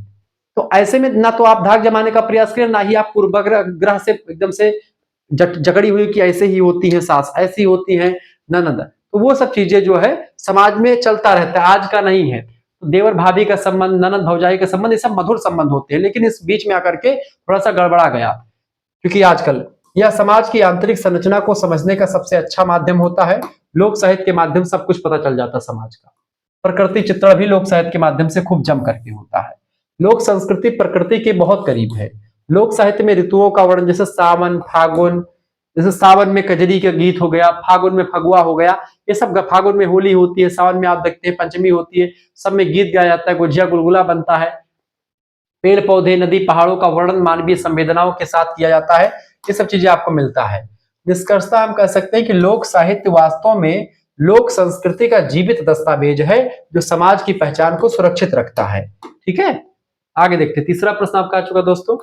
प्रश्न है राष्ट्रीय एकता में लोक संस्कृति और लोक साहित्य की भूमिका स्पष्ट कीजिए। देखिए, भारत जैसे विविधतापूर्ण देश को एकता के सूत्र में बांधने में लोक संस्कृति और लोक साहित्य का अद्वितीय योगदान रहा है। महत्व की अगर बात किया तो सांस्कृतिक सूत्र भारत के विभिन्न क्षेत्रों, उत्तर से लेकर के दक्षिण, पूर्व से लेकर के पश्चिम के लोक साहित्य की भाषा भले ही अलग अलग हो, लेकिन उनकी आत्मा और संदेश एक समान, संस्कृति एक ही है। त्याग, प्रेम और वीरता और नैतिकता के मूल्य हर क्षेत्र के लोक साहित्य में आपको नजर आ जाएंगे। सबका उद्देश्य एक ही है, बट बस वही थोड़ा सा मान करके चलें कि वही थोड़ा सा हो जाता है, बाकी सबका जो है मतलब एक ही है। ठीक है, आगे देखिए। दूसरी बात, साझा विरासत। लोक साहित्य क्षेत्रीय दीवारों को तोड़ करके लोगों को एक साझी संस्कृति विरासत का एहसास कराता है। जब उत्तर भारत का व्यक्ति दक्षिण के पोंगल या पूर्व के बिहू के बारे में लोक गीतों के माध्यम से जानता है तो उसके मन में अपनत्व का भाव आता है और उसको लोग देखना चाहते हैं, उसको लोग समझना चाहते हैं। ठीक है, ये बात आप ध्यान रखेंगे। आगे देखेंगे, लोक पर्व और एकता। होली, दीपावली या छठ जैसे पर्वों से जुड़े लोकगीत पूरे देश में मनाए जाते हैं। ये पर्व उनसे जुड़ा साहित्य लोगों को जाति और धर्म से ऊपर उठा करके एक सूत्र में पिरोने का काम करता है। नैतिक संदेश भी आप देखते हैं। लोक कथाएं और लोकोक्तियां जो होती समाज को मानवता और भाईचारे का संदेश देती हैं, जो राष्ट्रीय एकता की आधारशिला के रूप में काम करता है। निष्कर्षतया लोक साहित्य वह अदृश्य धागा है दोस्तों जो भारत के विभिन्न मोतियों को एक सुंदर माला के रूप में, एक राष्ट्र के रूप में पिरोने का काम करता है और पिरोए भी रखता है। ठीक है, ये बात आप ध्यान रखेंगे। आगे देखते हैं, अगला क्वेश्चन आपका आ चुका है, चौथा नंबर प्रश्न है लघु उत्तरीय का। लोक साहित्य के संकलन और संरक्षण की समस्याओं पर विचार कीजिए। देखिए, लोक साहित्य अमूल्य है, लेकिन इसका संकलन, कलेक्शन और संरक्षण करना आज के समय में एक बड़ी चुनौती बनी हुई है। प्रमुख समस्याओं की अगर बात की दोस्तों, तो मौखिकता। लोक साहित्य मुख्य रूप से मौखिक परंपरा में जीवित है और ये एक प्रकार से कभी भी भंग हो सकता है। ग्रामीण बुजुर्गों के पास ज्ञान का भंडार है, लेकिन उनके साथ ही यह ज्ञान भी समाप्त होता जा रहा है, क्योंकि उसको लिखा नहीं गया है, क्योंकि इसे लिखने की परंपरा कम रही है लोकगीतों को। इसीलिए ये परंपराएं, जैसे उनका लड़का अगर सही रहा तो सीख लेता, नहीं सही तो फिर वो लुप्त हो गई उन्हीं के साथ, मरने के साथ। इसको लिखने की जरूरत है। आधुनिकता का प्रभाव। नई पीढ़ी मोबाइल और इंटरनेट के दौर में अपनी जड़ों और लोक कलाओं से दूर हो रही है। लोग अब लोक गीतों के बजाय फिल्मी गानों को प्राथमिकता दे रहे हैं, जिससे लोक साहित्य के गायक और कलाकार कम हो रहे। लोक साहित्य कोई नहीं गाना चाहता है, उसके कलाकार कम हो रहे। आज की कुछ लोग जो है भारतीय संस्कृति को लेकर के थोड़ा सा अब जागे हैं, लेकिन पहले सब एकदम से मरे हुए थे, कोई मतलब नहीं था लोक गीतों का। लेकिन अब क्या, थोड़ा बहुत लोग जान पा रहे हैं, थोड़ा बहुत लोग इसकी तरफ आकर्षित हो रहे दोबारा से। शुद्धता का अभाव। मौखिक होने के कारण समय के साथ लोक साहित्य के मूल रूप में बदलाव, निक्षेपक आ जाता है, जिससे उसका वास्तविक स्वरूप पहचानना कठिन हो जाता है। यह बात आप ध्यान रखेंगे। चौथी बात है संसाधनों की कमी। लोक संस्कृति के संकलन के लिए गांव की खाक छाननी पड़ती है, इसलिए सरकारी सहयोग और धन की कमी एक बड़ी बाधा होती है इसको संकलित करने में। साथ ही क्षेत्रीय बोलियों के जानकारों की कमी भी है, एक समस्या आज बनी हुई है। आज आप देखते हैं भोजपुरी में कमेंट्री हो रही है, लेकिन भोजपुरी, वहां पर कमेंट्री में बैठा व्यक्ति भोजपुरी सही से बोलना नहीं जानता है, भोजपुरी के नियमों को नहीं जानता है। हो सकता है आईपीएल करवाने वाले कुछ दिन बाद अवधि अवधि में एक प्रकार से कमेंट्री करवाएं, लेकिन अवधि बोलने वाले व्यक्ति जो है वो अवध प्रांत से होने चाहिए। जैसे हम जैसे व्यक्तियों को अवधि की कमेंट्री करने के लिए अगर बोल दिया जाए, बहुत अच्छे तरीके से बोला जाएगा।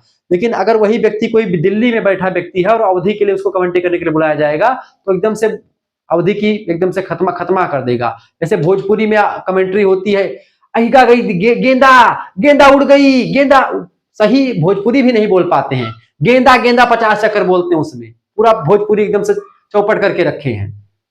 ठीक है। अब कुछ अवधि में आप देखते हैं, कुछ जैसे कुछ क्रिएटर है, कहते हैं हम अपने आप को अवधि का बड़ा बहुत बढ़िया, हम अवधि में हैं। अवधि क्या, अवधि का तुम, अवधि में भी संज्ञा सर्वनाम होते हैं, अवधि में भी व्याकरण का नियम काम करता है, लेकिन उसको तो जानते नहीं है कोई, बस बिना मतलब के कूदे फाड़े पड़े हैं, कुछ आता है नहीं, बिना मतलब के। वहां पर चूंकि क्रिकेट की नॉलेज है, उनको बैठा दे कि भैया तुम थोड़ा सा उस इलाके में आज के 20 साल पहले रहे होगे, आप वो चीजें जानते हैं। 20 साल पहले का व्यक्ति जो है, पहले से रहा है, भोजपुरी की एकदम से पूरा खत्म कर दिया। अवधि के बारे में जो नहीं जानता है, दिल्ली बंबई में बैठा हुआ अवधि बोल पाएगा? निष्कर्षतः यदि हम चाहते हैं कि हमारी संस्कृति जीवित रहे, तो हमें आधुनिक तकनीक यानी डिजिटल रिकॉर्डिंग का सहारा लेकर के इस अमूल्य निधि को सहेजना पड़ेगा और हम युवाओं को इस पर फोकस करना पड़ेगा, इसको लोकप्रिय बनाना होगा। ठीक है, आगे देखते हैं। पांचवा प्रश्न है, लोक नाट्य की प्रमुख श्रेणियों और उनकी विशेषताओं का वर्णन कीजिए। लोक नाट्य की विभिन्न श्रेणियां कौन कौन सी है? देखिए, लोक नाट्य लोक संस्कृति का वह सजीव रूप है जो मनोरंजन के साथ साथ लोक शिक्षा भी देता है। जैसे नौटंकी, रासलीला, रामलीला के माध्यम से एक संदेश छिपा होता है। कोई भी जो रासलीला या रामलीला कुछ भी होती है, तो उसके पीछे एक संदेश छिपा होता है, बिना संदेश के कुछ नहीं होता है। ये बात आप ध्यान रखिएगा। ठीक है, तो उसके पीछे क्या होता है कि एक लॉजिक होता है, एक संदेश छिपा हुआ होता है। ये बात आप ध्यान रखिएगा। ठीक है, आगे देखते हैं। यह शास्त्रीय नाटकों की तुलना में अधिक स्वतंत्र होता है और उन्मुक्त होकर के कहीं पर नुक्कड़ चौराहे पर कोई व्यक्ति बढ़िया तरीके से समझा सकता है, इसको लोग समझ भी जाते हैं। प्रमुख श्रेणियां लोक नाट्य की और विशेषताएं। पहली श्रेणी है धार्मिक और पौराणिक लोक नाट्य। इसमें रामलीला आ जाता है आपका, जो धार्मिक है, पौराणिक लोक कथाएं हैं। रासलीला भगवान श्री कृष्ण की, रामलीला भगवान राम की जैसे नाट्य आते हैं। इनका उद्देश्य लोक मानस में धार्मिक मूल्यों और आदर्शों की स्थापना करना होता है। इसमें भक्ति रस की प्रधानता आपको दिखाई पड़ती है, भक्ति रस आपको दिखेगा। ठीक है, रामलीला में, रासलीला में आपको आध्यात्मिकता दिखेगी। दूसरा होता है प्रकार सामाजिक और मनोरंजनात्मक जो नाट्य होते हैं वो, जैसे नौटंकी हो गया या स्वांग हो गया, सांग लिखा हो, स्वांग कहते हैं उसको। नौटंकी, स्वांग और विदेशिया, इस श्रेणी के प्रमुख नाट्य हैं। ये सामाजिक कुरीतियों पर प्रहार करते हैं और हास्य व्यंग के माध्यम से जनता का मनोरंजन के साथ साथ एक लोक शिक्षा भी देते हैं। ठीक है, एक शिक्षा के माध्यम से लोगों की जो समस्याएं हैं उस समस्याओं को सामने लाते जनता के, और उस समस्याओं से कैसे निकला जाए उसको भी बता देते हैं उसी नाटक के माध्यम से। ठीक है, ये होता है। तीसरा होता है मंच की सादगी। लोक नाट्य के लिए कितनी भव्य ऑडिटोरियम की जरूरत नहीं होती है, किसी भव्य ऑडिटोरियम की जरूरत नहीं होती कि बहुत बड़ा हॉल होना चाहिए, बल्कि यह अक्सर गांव के चौपाल पर, चौराहे पर, कुआं के धरन पर बैठ करके, काली थाने बैठ करके, खुले मैदान में तख्त बिछा करके खेला जाता है। दर्शक इसके चारों ओर बैठते हैं और बढ़िया तरीके से उसको देखते हैं और लोग मनोरंजन करते रहते हैं और किस समस्या को बता देता है। संवाद और संगीत। इसकी भाषा सरल और क्षेत्रीय बोली होती है। इसमें गीतों और वाद्य यंत्रों जैसे कि ढोलक बजा करके, मजीरा बजा करके या नगाड़ा बजा, नौटंकी में नगाड़ा बजता है, सुंदरकांड होता है, ढोल मजीरा बजा करके बढ़िया से, होली में फगुआ गाता है तो ढोल मजीरा पर गाया जाता है, तो इसका बड़ा अधिक महत्व होता है। पात्र अक्सर दर्शकों से सीधे बात करते हैं जिससे जुड़ाव बढ़ता है। ठीक है, निष्कर्षतः हम कह सकते हैं कि लोक नाट्य लोक हृदय की स्वाभाविक अभिव्यक्ति है जो आज भी ग्रामीण भारत में अपनी जड़ें जमाए हुए हैं। ठीक है, आगे बढ़ते। 6वां नंबर क्वेश्चन है प्रश्न, लोक साहित्य की विविधताओं का वर्गीकरण किया। लोक साहित्य की विविधता, लोक साहित्य में क्या क्या चीजें शामिल होती है ये समझते हैं। देखिए, लोक साहित्य अत्यंत विस्तृत है, इसलिए अध्ययन की सुविधा के लिए इसे विभिन्न विधाओं में वर्गीकृत यानी बांटा गया है। इसका वर्गीकरण मुख्य रूप से रचना की प्रकृति और प्रस्तुति के आधार पर किया जाता है, जैसे लोक नाट्य, लोक साहित्य, लोकगीत, लोक गाथा, ये सब लोक साहित्य के अंतर्गत ही आते हैं। ठीक है, ये बात आप ध्यान रखेंगे। वर्गीकरण का मुख्य आधार, देखिए लोकगीत जो होते हैं, फोक सॉन्ग जिसको आप कह सकते हैं, या लोकगीत। सबसे पहला क्या है, लोकगीत। यह लोक साहित्य की सबसे लोकप्रिय विधा है। इसमें संस्कार गीत जैसे सोहर गीत हो गया, विवाह गीत हो गया, ठीक है, ये सब गीत आते हैं। ऋतु का गीत आता है। ऋतु गीत मतलब जैसे कि ऋतु जैसे बदलती है, जैसे कजरी गीत सावन के महीने में, फगुआ गीत अभी होली के महीने में, फागुन के महीने में, चैत के महीने में। ठीक है, ऐसे जैसे आषाढ़ वगैरह के महीने में आप देखते हैं रोपनी गाया जाता है धान बैठाते समय, ये होता है आपका ऋतु गीत। ऐसे श्रम गीत भी जैसे रोपनी वगैरह हो गया, चैती वगैरह हो गया, सब श्रम गीत है, इसमें काम करते समय गाया जाता है। जात सार हो गया, चैती हो गया। ठीक है, ये यानी गाने के योग्य होते हैं, इसको गाया जाता है बढ़िया से, औरतें पुरुष सब गाते हैं। दूसरा होता है तो लोकगीत हो गया। दूसरा होता है लोक गाथा, फोक बैलेड्स। जब किसी कथा को गीतों के माध्यम से विस्तार पूर्वक प्रस्तुत किया जाता है तो वह लोक गाथा कहलाती है, जैसे कि आल्हा उदल की लोक गाथा, या आल्हा जो होती है वो आलखंड है वो। ठीक है, जैसे कि 12 बरस ले कुकर जीवे और 13 ले जीवे सियार, बरस 18 छत्री जीवे आगे जीवन को धिक्कार। ये सब चीजें जो होती है ये सब इसमें आ जाती हैं। ठीक है, ये बात आप ध्यान रखेंगे। तीसरा है आपका लोक कथा। क्या है, लोक गाथा हो गई है, फोक टेल्स, इसको आप कह सकते हैं लोक कथा। इसमें गद्य के माध्यम से कहानियां सुनाई जाती, लोक कथाओं के माध्यम से। ये पौराणिक पशु पक्षियों से संबंधित कहानियां हो सकती हैं, कोई जादुई चमत्कारिक कहानियां हो सकती हैं, तो ये सब लोक कथाएं होती हैं। ठीक है, ऐसे ही अगला होता है प्रकीर्ण साहित्य। प्रकीर्ण साहित्य की अगर बात की जाए, इसमें लोकोक्तियां शामिल हैं। प्रकीर्ण साहित्य में क्या होता है, प्रकीर्ण साहित्य क्या किसे कहते हैं, लोकोक्ति, मुहावरे, पहेलियां, ये सब क्या होते हैं, इसी को बोलते हैं बेटा प्रकीर्ण साहित्य। ये आकार में बहुत छोटी होती है लेकिन अर्थ में बहुत गहरी बात कह जाती है, जैसे सार सार को गहले थोथा दिए उड़ाए, अधजल गगरी छल छलकत जाए, 9 2 11 होना। ठीक है, ऐसे तमाम प्रकार की चीजें आपको मिलेंगी। क्लियर, ये बात आप ध्यान रखेंगे। आगे बढ़ते हुए चीजों को जानने का प्रयास करते हैं।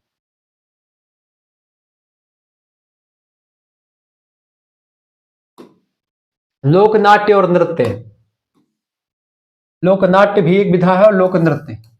देखिए, इसमें अभिनय और शारीरिक मुद्राओं के माध्यम से भाव व्यक्त किए जाते हैं, जैसे कि नौटंकी या झूमर, ये सब क्या होते हैं, सब लोक नाट्य है, लोक नृत्य है। ठीक है, जो एक प्रकार से नौटंकी वगैरह में बोला भी जाता है, गायन भी किया जाता है। ठीक है, और उसको नृत्य करके भी दिखाया जाता है। निष्कर्षतया यह वर्गीकरण दर्शाता है कि लोक साहित्य मानव जीवन के हर पक्ष को अपनी विधाओं में समेटे हुए है। ठीक है, 7वां लोक के प्रकीर्ण साहित्य यानी मुहावरे, लोकोक्ति, पहेली के महत्व पर प्रकाश डालिए। प्रकीर्ण साहित्य क्या है उसके बारे में बताइए, जिसमें पहेलियां, मुहावरे, लोकोक्ति आती है, इस पर प्रकाश डालना है। देखिए, लोक साहित्य में मुहावरे, लोकोक्तियां और पहेलियां प्रकीर्ण साहित्य के अंतर्गत आती हैं। ये भाषा के आभूषण माने जाते हैं, क्योंकि इनके प्रयोग से क्या होता है, आपकी बातों में थोड़ा सा गर्वाहट आती है, थोड़ा सा वजन आता है बातों में। पहली बात है अनुभव का निचोड़। लोकोक्तियां लोक के सदियों पुराने अनुभवों का सार होती हैं। ये कम शब्दों में बहुत बड़ी बात कह देती हैं, जैसे कि अकेला चना भार नहीं फोड़ सकता। सामाजिक एकता का महत्व यह बताता है कि भाई अकेला चना कुछ भी नहीं कर सकता। इसमें मैंने एक शब्द इंक्लूड किया था कि अकेला चना भार नहीं फोड़ सकता, चाहे वो राजमा ही क्यों ना हो। राजमा थोड़ा सा बड़ा वाला चना होता है, ठीक है। तो अकेला चना भार नहीं फोड़ सकता, चाहे वो कितना ही बड़ा चना क्यों ना हो, ठीक है। समझ रहे चीजों को, यानी उसके लिए तमाम सारे चने को होना चाहिए, यानी कि एकता में बल है, यूनिटी मतलब जो है वो बहुत जरूरी है। इसका कहने का मतलब ये है, ये अनुभव का निचोड़ होता है। ये पुराने बूढ़े दादा हमारे बता गए कि भाई एकता में रहोगे तो सही रहोगे। एक लकड़ी है ये, इसको आप तोड़ सकते हैं, लेकिन अगर 10 लकड़ी गट्ठर बना देंगे, उसको तोड़ेंगे नहीं टूटेगा। एकता में बल है। ये कहानी शिक्षा आपको कहानी के माध्यम से भी कक्षा 2-3 की कहानियों में, 10 की कहानी, 5 की कहानियों में बताई गई होगी। भाषा में सजीवता। मुहावरे भाषा को रूखा होने से बचाते हैं, उसे प्रभावशाली और लाक्षणिक बनाते हैं। इनके प्रयोग से बात सीधी हृदय तक पहुंचती है और लगता है कि हाँ, हमारी बात ही कही जा रही है। तीसरी बात, बौद्धिक व्यायाम। पहेलियां मनोरंजन के साथ साथ सोचने की क्षमता को बढ़ाती। पहेलियां कोई बुझाई जाती हैं, सामने वाला उसको बुझने के लिए अपने दिमाग का प्रयोग करता है, अपनी बुद्धि को चलाता है, और चलाने के बाद में जब वो नहीं समझ पाता है तो वो चीज एक प्रकार से उसका दिमाग बार बार पहेलियों को बुझता है, तो उसका दिमाग आगे बढ़ता है, काम करता है। ग्रामीण समाज में ज्ञान के परीक्षण का एक रोचक माध्यम था पहेलियां, ठीक है। चौथी बात है सांस्कृतिक पहचान। प्राकृत साहित्य में स्थानीय रंगत और मुहावरेदानी की मिठास होती है।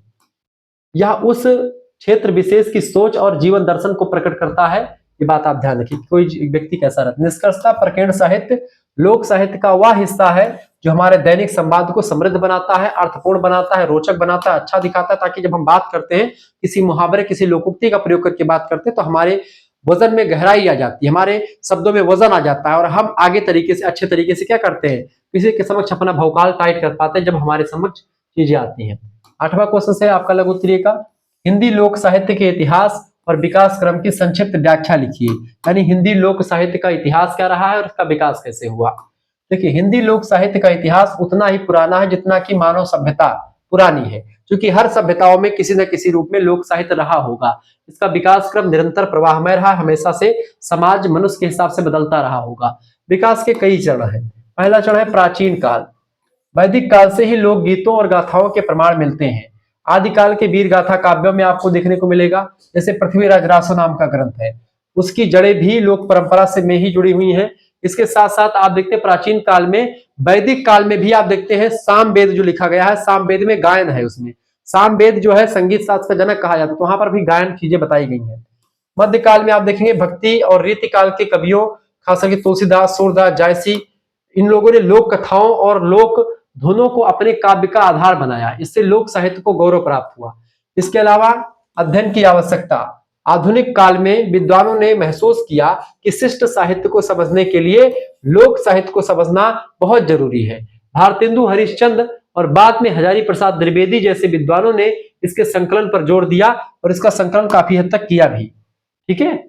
वर्तमान स्थिति की अगर बात करें दोस्तों इसकी लोक साहित्य की, तो आज लोक साहित्य और क्षेत्रीय बोलियों, खास करके भोजपुरी, मैथिली, राजस्थानी, अवधी, इसके विकास पर विशेष ध्यान दिया जा रहा है। यह इतिहास के अध्ययन की सीमाओं को तोड़ करके नई दिशा प्रदान कर रहा है। तो कहीं न कहीं पे इसका इतिहास बड़ा सशक्त रहा है और प्रवाहमयी रहा है। निष्कर्षतः हिंदी लोक साहित्य आज केवल मनोरंजन का साधन नहीं, बल्कि समाज शास्त्र और इतिहास को समझने का भी एक वैज्ञानिक माध्यम बन चुका है। कौन? लोक साहित्य, ठीक है। क्योंकि लोक साहित्य के माध्यम से वहां की सामाजिक, राजनीतिक, आर्थिक स्थिति के बारे में पता चलता है, जो कि एक इतिहास को समझने के लिए भी जरूरी है। अब हम खंड 7 यानी दीर्घ उत्तरीय प्रश्नों पर चर्चा करेंगे। को करिकुलर मास्टर को भी आप सब्सक्राइब कर लीजिएगा, और शुक्ला पॉइंट तो आपका चैनल है ही, ठीक है। को करिकुलर मास्टर आपकी को करिकुलर परीक्षाओं के लिए बहुत ही बेस्ट चैनल है, इसको आप सब्सक्राइब कर लीजिएगा। पहला प्रश्न दीर्घ उत्तरीय का, लोक साहित्य से आप क्या समझते हैं? इसकी प्रमुख विशेषताओं और वर्गीकरण पर विस्तृत प्रकाश डालिए। बताएं, लोक साहित्य से आप क्या समझते हैं और इसकी प्रमुख विशेषताएं क्या क्या है, और वर्गीकरण इसका कीजिए। देखिए, लोक साहित्य भी राष्ट्र और समाज की सांस्कृतिक धरोहर का सबसे जीवंत रूप होता है। वह साहित्य है, लोक साहित्य वह साहित्य है जो किसी एक विद्वान की कलम से नहीं लिखा जाता, बल्कि समाज के सामान्य जनमानस के हृदय से निकलता है, उसको हम लोक साहित्य कहते हैं, ठीक है। और सबसे इंपॉर्टेंट बात है लोक साहित्य की कि यह लिखित होने के बजाय मौखिक परंपरा के द्वारा जीवित रहता है और आज तक जीवित बना हुआ है।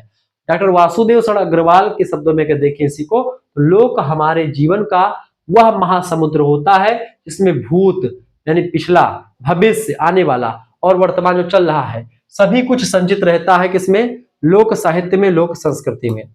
लोक साहित्य की प्रमुख विशेषताओं की अगर बात की, हेडिंग डालेंगे लोक साहित्य की प्रमुख विशेषताएं, लिखेंगे पहली विशेषता मौखिकता। लोक साहित्य की सबसे बड़ी विशेषता दोस्तों होती है इसकी मौखिक परंपरा। चूंकि ये जैसे आपके दादा ने चीजों को बताया आपके अपने लड़के को, और आपके पिता है, आपके पिता ने आपको बताया, आप अपने बच्चे को बताएंगे, तो यानी कि ये मौखिक परंपरा में चलता है। यह अनपढ़ और सामान्य ग्रामीण जनता के द्वारा एक पीढ़ी से दूसरी पीढ़ी तक बोल चाल करके या गा करके पहुंचाया जाता है। ठीक है, जैसे आपके पिताजी ने गाया, आपने सुना, आप गाएंगे, आपका बच्चा सुनेगा, और वो गाएगा तो उसका बच्चा सुनेगा, ऐसे विकास हुआ। दूसरा, लिखी पढ़ी परंपरा नहीं थी। सामूहिकता, दूसरी बात है सामूहिकता, इसको सभी लोग जानते थे। इसमें किसी व्यक्ति विशेष का नाम नहीं होता है, यह पूरे समाज की सामूहिक संपत्ति होती है लोक साहित्य।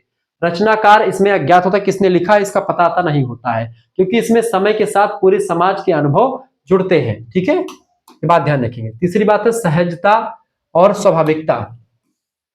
इसमें शास्त्रीय नियमों या व्याकरण का बंधन नहीं होता है, यह लोक हृदय की सहज पुकार होती है। इसमें माटी की सौंधी खुशबू होती है, स्वाभाविकता भी इसमें आपको दिखाई पड़ती है,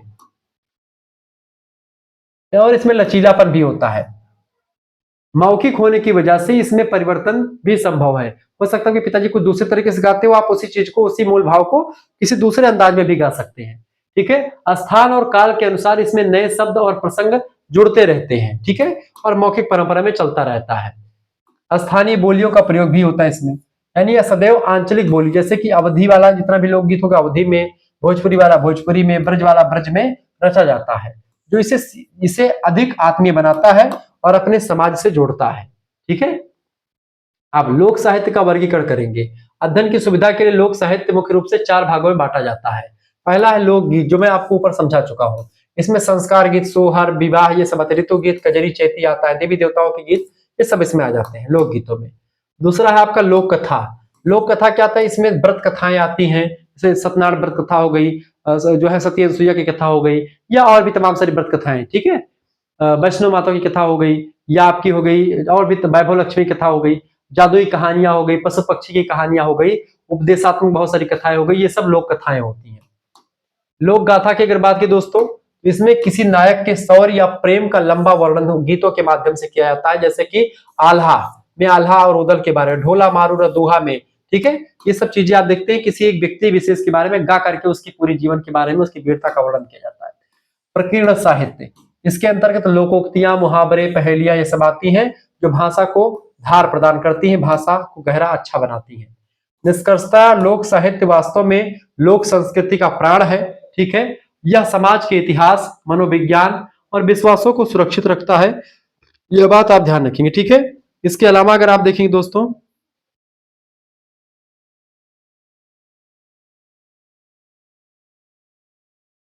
इसके अलावा अगर आप देखेंगे, इसके अलावा अगर, तो ये मनोविज्ञान विश्वासों को सुरक्षित रखने वाला एक अनमोल खजाना माना जाता है, ये बात आप ध्यान रखेंगे। ठीक है,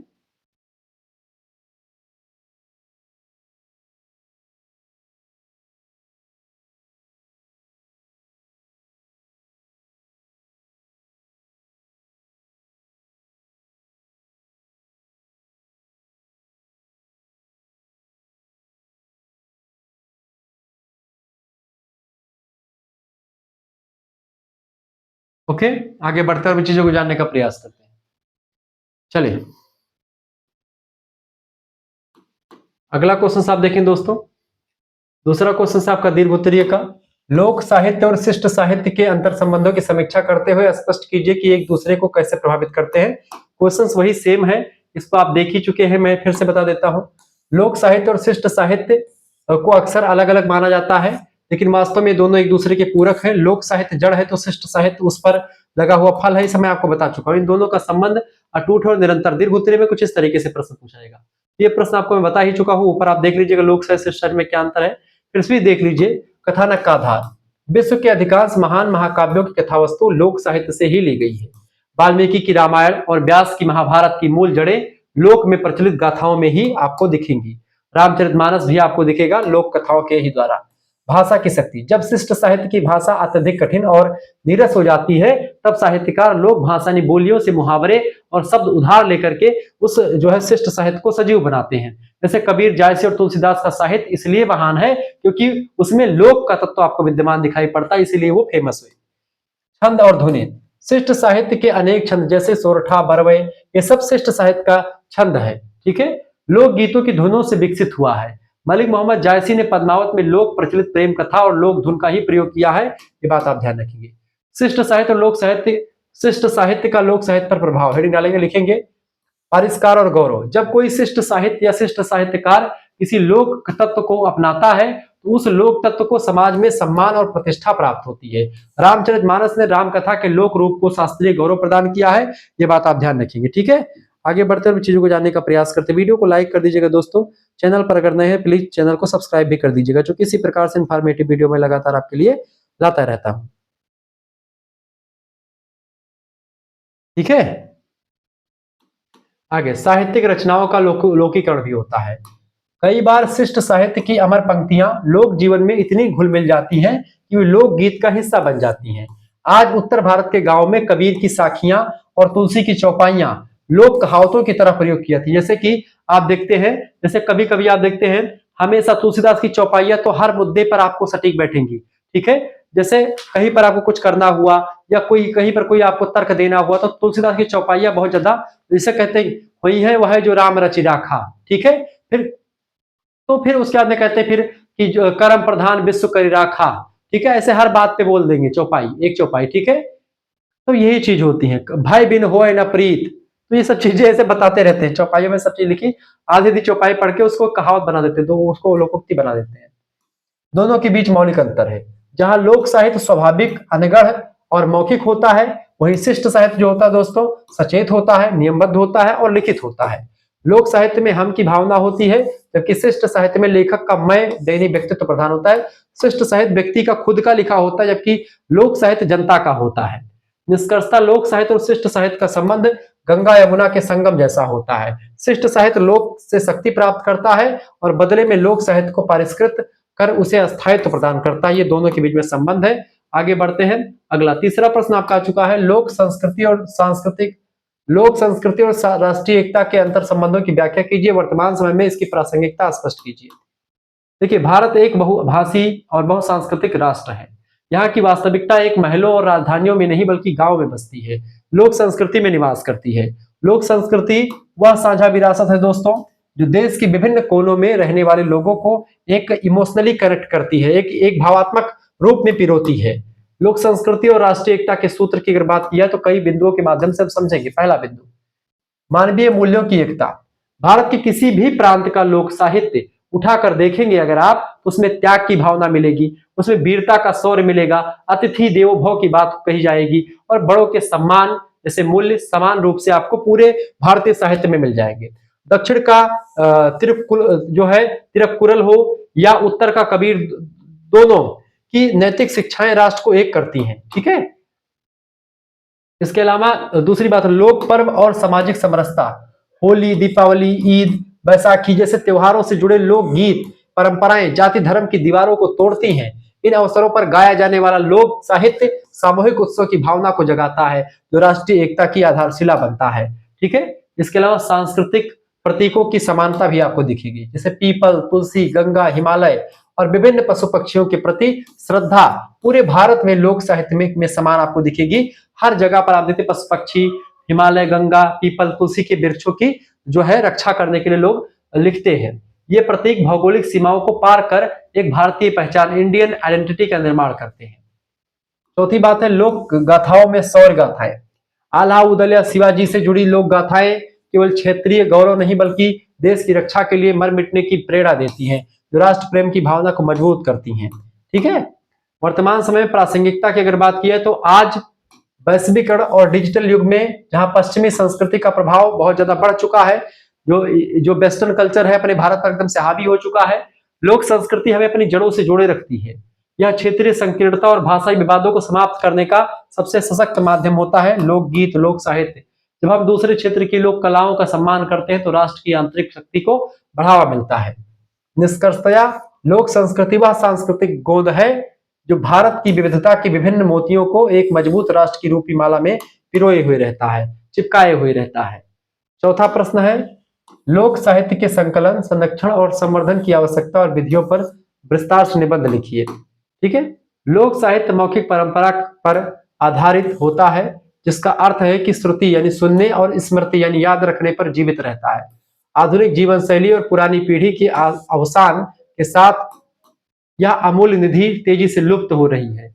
अतः इसका संकलन और संरक्षण आज सबसे बड़ी आवश्यकता है। संरक्षण और संवर्धन की आवश्यकता क्यों है? आखिरकार पहली बात, सांस्कृतिक पहचान। लोक साहित्य हमारी जड़ों की पहचान है। यदि यह लुप्त हो गई तो समाज अपनी ऐतिहासिक और सांस्कृतिक स्मृतियों को खो देगा और जो हमारी पुरानी परंपराएं उसको लोग नहीं जान पाएंगे। दूसरी बात, भाषा का संवर्धन। आंचलिक बोलियों के शब्द भंडार को सुरक्षित रखने के लिए लोक साहित्य का संरक्षण करना बहुत जरूरी है। यह मानक हिंदी को भी समृद्ध करता है, ये बात आप ध्यान रखिए। तीसरी बात है इतिहास का पूरक स्रोत। लोक साहित्य में वह इतिहास संचित होता है जो राजाओं के दस्तावेजों में नहीं मिलता, आम जनता का इतिहास, ठीक है, होता है। संकलन और संवर्धन की विधियां क्या क्या? पहला, क्षेत्रीय सर्वेक्षण किया जाए, फील्ड वर्क किया जाए।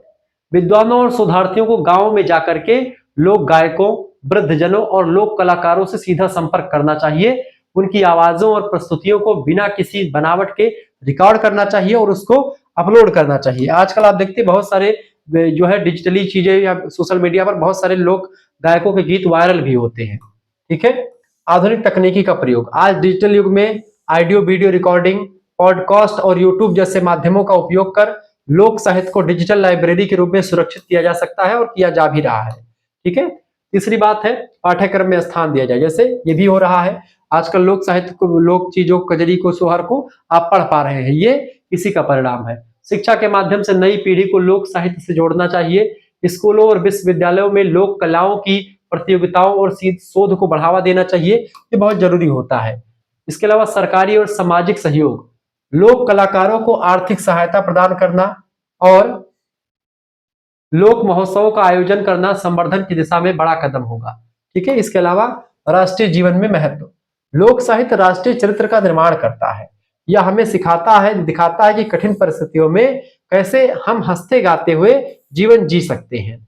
इसमें संचित आयुर्वेद, कृषि ज्ञान, मौसम विज्ञान आज भी हमारे ग्रामीण जीवन के आधार हैं। आज भी किस दिशा में जाना है, किस दिशा में नहीं जाना है, इसको लेकर के तमाम प्रकार की पंक्तियां प्रचलित है समाज में कि मंगर बुध उत्तर दिश कालो, दक्षिण जाए तो होए निहालो, सुख शनिचर पूरब न जालू, ठीक है, पश्चिम जाए तो होए निहालो, ऐसे तमाम प्रकार की चीजें होती हैं। जे पश्चिम का मतलब जे जो है उत्तर का मतलब कि जे, ऐसे तमाम सारी चीजें। निष्कर्षतः आप कह सकते हैं कि लोक साहित्य के संकलन का अर्थ केवल पुरानी बातों को इकट्ठा करना नहीं, बल्कि भविष्य की पीढ़ियों को लिए एक जीवित सांस्कृतिक विरासत को बचाना होता है। ये बात आप ध्यान रखेंगे। इस तरीके से हमने चीजों को समझा। अब हम जो है चर्चा कर चुके हैं 4 दीर्घ उत्तरीय प्रश्न, 8 लघु उत्तरीय प्रश्न और आपके क्या नाम है 10 अति लघु उत्तरीय प्रश्न। अब आगे अगला मॉडल पेपर आएगा, उसके बारे में चर्चा कीजिएगा। उसमें और दूसरे प्रश्नों को मैं रखूंगा जो आपकी परीक्षा के लिए बहुत ही बेस्ट होंगे। ठीक है, एसएमएस कर दीजिएगा अगर पीडीएफ प्राप्त करना है 9984 039 139, इस नंबर पर आप व्हाट्सएप पर एसएमएस कर दीजिएगा।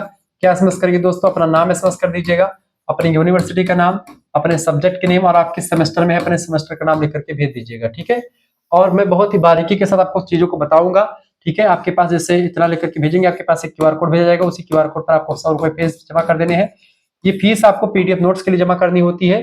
पीडीएफ नोट्स और व्हाट्सएप ग्रुप में आपको जोड़ा जाएगा, वहीं पर आपको लाइव क्लास की लिंक भी मिलती रहेगी, वीडियो लेक्चर, पीडीएफ नोट्स। सबसे इंपॉर्टेंट बात है कि वीडियो लेक्चर तो आपको यूट्यूब पर देखने को मिल जाते हैं, लेकिन पीडीएफ नोट्स आपको जो मिलेगा वो व्हाट्सएप ग्रुप में ही मिलेगा। यहाँ पर आपको सबसे इंपॉर्टेंट बात है कि ऑब्जेक्टिव यानी एमसीक्यू टाइप के पीडीएफ नोट्स भी मिल जाएंगे आपको विद आंसर शीट, और लिखने वाले पीडीएफ नोट्स भी मिल जाएंगे आपको विद आंसर शीट। ठीक है, ये आपके लिए बड़ी बेस्ट तरीका है।